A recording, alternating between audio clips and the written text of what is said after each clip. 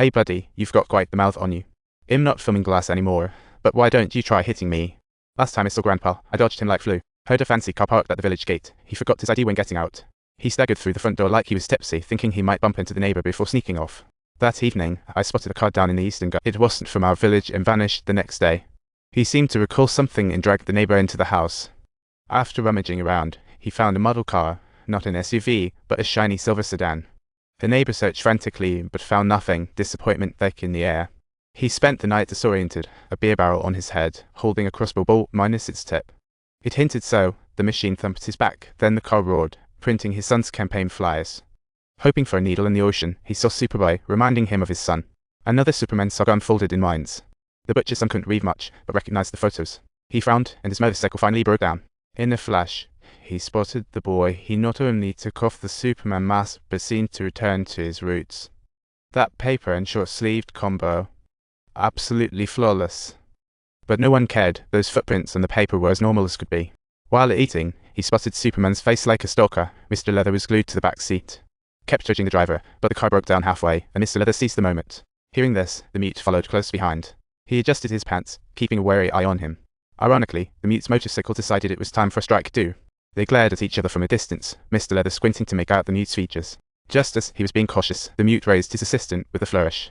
This hilarious scene completely melted his guard down, but as he backed away, the mute kept his gaze fixed on him. When the driver hopped out to say hi, he was startled too, ready to give the mute a little face slap. In a whimsical twist of fate, just then the driver had an accident. He came for revenge, but unintentionally stumbled upon something else. The smell of force in the trunk caught him off guard, ready for a surprise encounter. While blocking cars, he accidentally discovered this was the meet-up spot for all the shady rides. He kept tugging on his helmet until then, Mr. Leather finally recognized him. Unfortunately, distant shouts echoed in the air. Struggling with the saddle, he was ready to split. Yabao took off like a rocket. The crazes chasing right behind him, but it became a game of tag, and they lost track of him. Meanwhile, he followed the Dog River into a mine, which got more sinister the deeper he went. Still, he gathered his courage and went inside. His phone was long gone, but the call he stumbled upon must have been a misplaced accident. He considered calling the folks, but the mine was a dead zone, so he just walked out. Finally got the call out, but he couldn't speak, and the lawyer was like, "Hey, buddy, what gives?" Not far, the thugs were shouting, and Yabao was losing his shot. He sent messages while running, and the lawyer pieced the puzzle together. The phone rang again, the thugs found Yabao and threatened him to bring the girl back.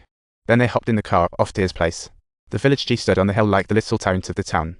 "Look, there comes Yabao." He rushed over to see Yabao, looking as if he lost his whole family. The village chief thought the silly fool was a bother, but later realized who might have tipped off the thugs. Yabao picked up a cross and signaled like a pro. Even after throwing a fit, he couldn't vent his anger. With a shout from the village chief, the thug zoomed in, but Yabao kicked it into gear, heading towards the roadmap to freedom.